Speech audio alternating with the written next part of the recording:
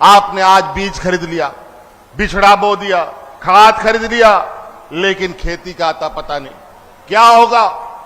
इसका अल्टरनेट उपाय क्या किया जा सकता है? इसके अलावा हम कौन सी और योजना चलाएं जिसके माध्यम से किसानों को राहत दिया जा सके, इसको बताने वाला कोई नहीं। आज कृषि पदाधिकारी आपके बीच में है और भी ऐसे कई संवर्ग है जो किसानों के बीच में काम करते हैं, वो सभी पद खाली हैं। उन सब पदों को भी भर रहे हैं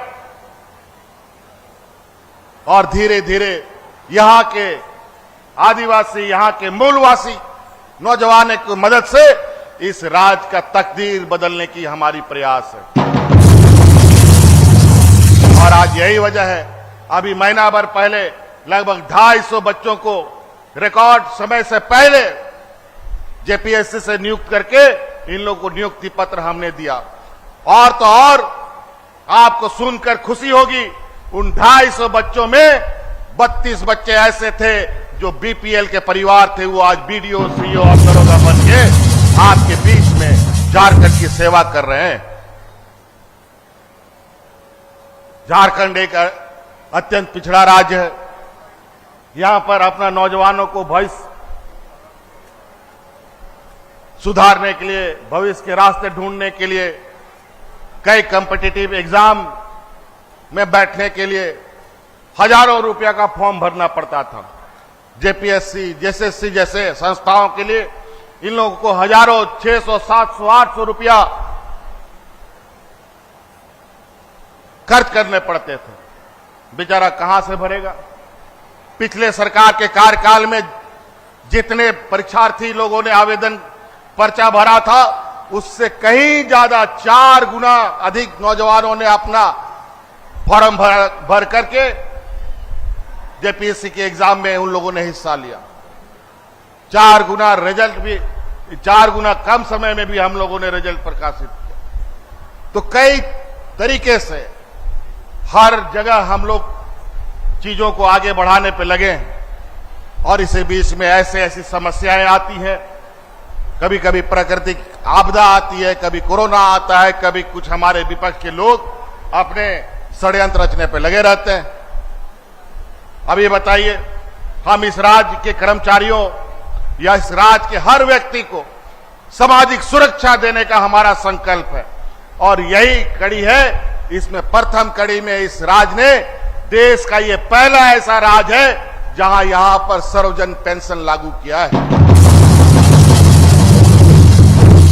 आप गांव देहात के बूढ़े बुजुर्गों को देखते होंगे, विधवा महिलाओं को देखते होंगे, विकलांगों को देखते होंगे कि पेंशन के लिए दर बदर भटकते रहते थे। कभी दलालों के माध्यम से, कभी बाबुओं के चक्कर में चक्कर काट काट करके हजारों रुपया खत्म कर दिया, लेकिन उनका पेंशन नहीं बनता था। लेकिन अब हमने कानून बना दिया, अब कोई एपीएल बीपीएल का जरूरत नहीं है।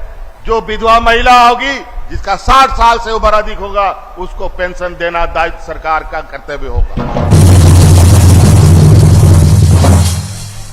और उसी प्रकार सामाजिक सुरक्षा नहीं होगा, लोगों को अपना भविष्य की गारंटी नहीं मिलेगी, उसको सुरक्षा नहीं मिलेगा, तो वो काम भी नहीं कर सकता है। और इस राज्य में लाखों कर्मचारी काम करते हैं। बरसों से ये लोग अपनी पुरानी पेंशन की मांग कर रहे थे, लेकिन इनके पुरानी पेंशन की मांग किसी ने कभी भी नहीं सुनी।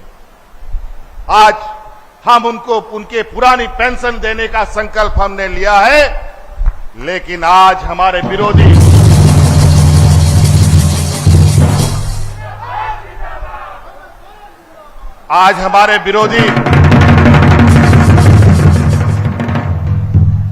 हमारे इस निर्णय को के विरुद्ध अपना बयान दे रहे हैं।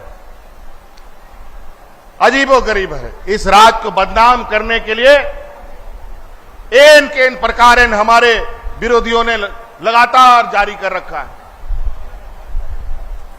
कभी नक्सलवाद के नाम पर, कभी आतंकवाद के नाम पर, कभी हिंदू मुस्लिम के नाम पर, कभी अगड़ा पिछड़ा के नाम पर, कभी आदिवासी गैर आदिवासी के नाम पर अजीबो हालत बना रखी है। पीठ पीछे ये मिठाई जरूर खिलाते हैं हमें कि आपका निर्णय ऐतिहासिक है, लेकिन मंच में जस्ट उसके उल्टा ये बोलते हैं। आज इस राज्य की किसी भी सरकार ने पेंशन की समस्या का समाधान कभी नहीं निकाला। आज इस पेंशन का समाधान ना विधायक निकाल सका था, ना सांसद निकाल सका था। हमने तो भारत सरकार से आग्रह भी किया कि हमारा राज्य गरीब है, हमारे राज्य का कोटा बढ़ाओ, चाहे वो पेंशन का कोटा हो, चाहे राशन कार्ड का कोटा हो, चाहे अन्य कोटा हो। लेकिन कभी भारत सरकार ने हमारी बातों पर गौर नहीं किया। तो हमने संकल्प लिया, हम अपनी ताकत पर यहां के गरीबों को, यहां के नौजवानों को मदद पहुंचाने का काम करेंगे। अनेकों तरीके से हम लोगों ने पेंशन तो दिया ही दिया, हम लोगों ने अतिरिक्त राशन कार्ड दे करके 15 लाख अतिरिक्त राशन कार्ड हम लोगों ने बनाए और गरीबों के बीच वृद्धा पेंशन 20 साल में 6 लाख इन लोगों को चयनित किया। और क्या हुआ कि ये 2-2.5 साल में वो 18 लाख चला गया, 20 लाख चला गया। कैसे हो गया ये 2 साल 2.5 साल में? वही हाल केसीसी का है, 20 साल में 13 लाख और 2.5 साल में 18 लाख। हम जानते हैं कि आज हमारे बैंक के लोग बहुत सहयोग नहीं कर रहे हैं, और वो सहयोग करेंगे भी कैसे? सहयोग कराने की कभी आदत किसी ने डाला ही नहीं, कभी किसी को किसानों के प्रति कोई संवेदना ही नहीं थी।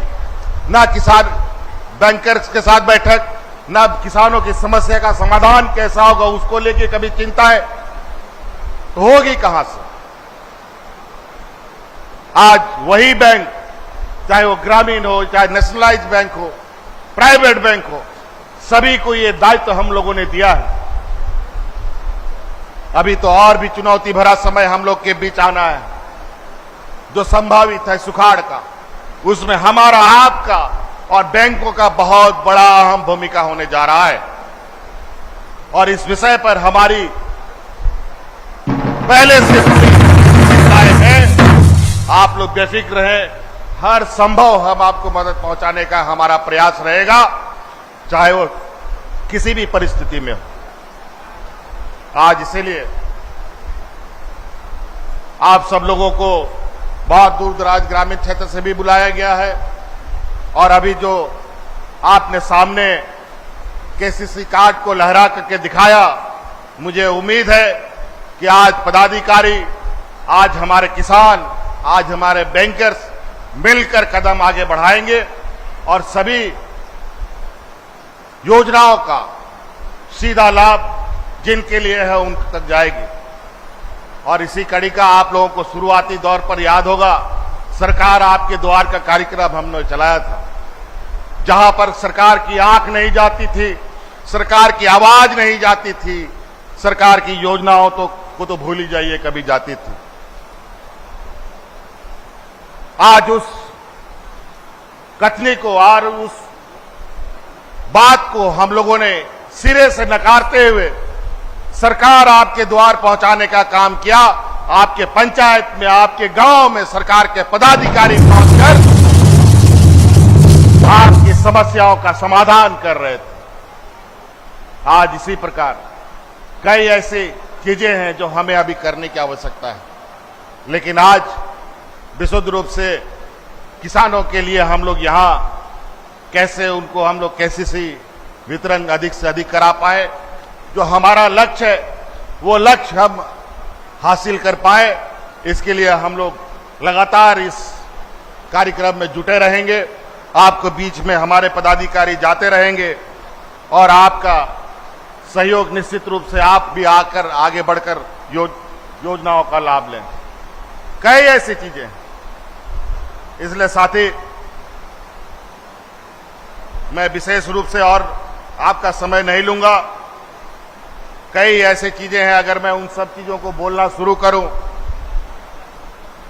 तो समय भी बहुत कम पड़ेगा। और यहां शायद आप लोगों ने तैयारी नहीं की होगी, पदाधिकारी लोगों को लोग इस बात का तैयारी नहीं किए थे। मेरी सोच को ये लोग कभी कभी पिछड़ जाते हैं। आज यहां पर सभी किसान आए हुए हैं छोटा नागपुर प्रमंडल के, और मेरा ये कहना होगा कि अगर अभी संभव हो इन किसानों को विदा करते समय सभी किसानों को एक एक फलदार पेड़ देकर यहां से विदा करने का काम, ताकि वो याद रखे कि आज इस कार्यक्रम के माध्यम से केसीसी कार्ड तो मिला ही था, लेकिन एक फलदार पेड़ भी मिला है जो हमारी पीढ़ी दर पीढ़ी उसका फल खाएगी। इन्हीं बातों के साथ मैं अपनी बातों को समाप्त करूंगा। बहुत बहुत धन्यवाद सबको। जोहार, जय हिंद, जय झारखंड।